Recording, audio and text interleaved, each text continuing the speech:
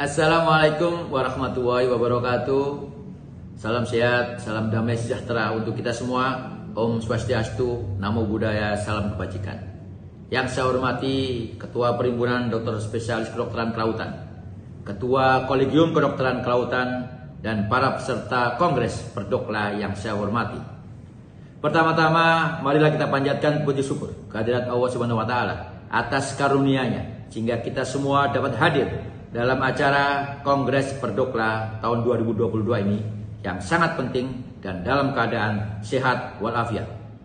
Atas berkat rahmat Tuhan Yang Maha Esa pula, bangsa Indonesia ini telah berhasil merebut kemerdekaan dari kaum penjajah dan mengisi kemerdekaan ini sebagai kewajiban setiap warga negara di dalam wadah negara kesatuan Republik Indonesia menuju tercapainya kehidupan rakyat yang sehat, adil, dan makmur. Dokter-dokter Indonesia sebagai warga bangsa yang ikut aktif di dalam gerakan dan perjuangan kemerdekaan sejak awal mula, sadar akan hak dan kewajibannya, peran dan tanggung jawabnya kepada umat manusia dan bangsa, bertekad memberikan dharma baktinya untuk mewujudkan nilai-nilai Pancasila dan Undang-Undang Dasar 1945 di dalam kehidupan keprofesiannya.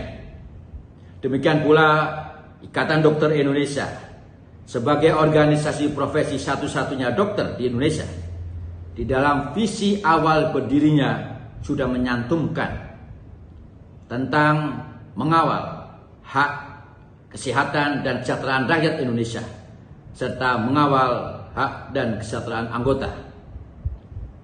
Presiden Joko Widodo di dalam menyampaikan pidato kenegaraan saat sidang tahunan MPR 5 tahun lalu, tepatnya tahun 2017, di Kompleks Parlemen Senayan, Jakarta, menyatakan tidak mungkin kita menjadi poros maritim dunia kalau kita tidak mempunyai pelabuhan-pelabuhan yang menjadi tempat bersandar kapal-kapal besar yang mengangkut produk-produk kita. Jadi isu Indonesia sebagai poros maritim dunia harus didukung secara penuh. Dan di bidang kedokteran kelautan menjadi sangat penting keberadaannya.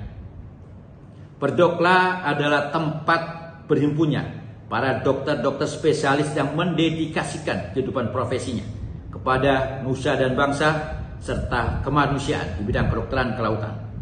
Keberadaan spesialis kedokteran kelautan dimulai sejak tahun 90-an. Para senior kala itu sangat prihatin dengan belum adanya spesialisasi bidang ini. Padahal Indonesia adalah negara kepulauan terbesar di dunia yang sangat membutuhkan ahli-ahli kedokteran kelautan. Dengan makin terbukanya cakrawala pandang masyarakat ilmiah di bidang kedokteran di negara ini, serta kesadaran sebagai negara maritim yang mempunyai lebih dari 17.000 pulau dan masyarakat kelautan yang menghuni sebagian besar negara ini, maka sejak tahun 2000 terbentuklah spesialisasi ini. Para guru besar, senior, saudara-saudara, teman sejawat peserta kongres yang saya banggakan, mengingat luasnya wilayah, banyaknya warga negara yang berkegiatan di bidang maritim, maka kebutuhan dokter spesialis kedokteran kelautan tentu sangat banyak.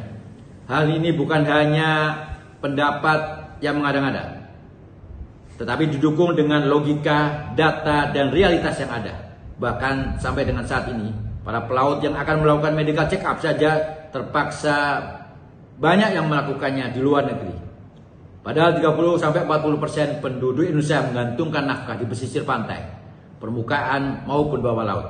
Data tahun 2016 lebih dari 570.000 pelaut Indonesia, di mana lebih dari 378.000 berlayar pada kapal asing, serta 10.000 lulusan sekolah pelaut setiap tahun. Data Badan Pusat Statistik 2011 juga menunjukkan bahwa di Indonesia terdapat sekitar 8.090 desa pesisir, tersebar di 300 kabupaten kota pesisir. 67,87 juta jiwa bekerja di sektor informal. Sekitar 30% diantaranya adalah nelayan. Dari data tersebut dapat dimengerti betapa besarnya kebutuhan dokter spesialis kedokteran kelautan yang seharusnya ada di Indonesia ini. Tapi kenyataannya jumlah masih sangat terbatas, yaitu kurang dari 75 orang. Apabila nantinya jumlah dokter spesialis kedokteran kelautan sudah memadai, maka akan sangat membantu para anak buah kapal untuk melakukan medical check up. Karena hasil medical check up ini sangat diperlukan oleh anak buah kapal untuk perpanjangan izin pekerjaan mereka. Selain dokter spesialis kedokteran kelautan harus menangani kesehatan pelaut, juga kesehatan para nelayan, penyelam, termasuk kesehatan di berbarik, dan tentunya mengawal hak kesehatan dan kesejahteraan anggota masyarakat desa pesisir dan pulau terpencil. Sayang sekali pendidikan spesialis kedokteran ini belum terwujud, sehingga akan sangat menghambat bertambahnya jumlah dokter spesialis ini. Dengan sudah sangat siapnya persiapan pendidikan spesialis ini, saya mengharapkan agar sesegera mungkin dapat direalisasikan pendirian prodi spesialis kedokteran kelautan di negara kita ini. Saya melihat betapa seriusnya persiapan pendirian prodi ini, sampai-sampai dalam masa pandemi pun saya mendapatkan laporan kegiatan persiapan ini terus berlangsung secara intensif. Untuk itu, saya ingin mengapresiasi sekaligus berterima kasih kepada pengurus jajaran Perdokla dan Kolegium Kedokteran Kelautan atas upaya ini. Untuk itu, jagalah keberlangsungan semangat untuk pembukaan prodi ini. Memang pandemi kali ini mempengaruhi banyak kegiatan yang seharusnya berlangsung di semua bidang kegiatan.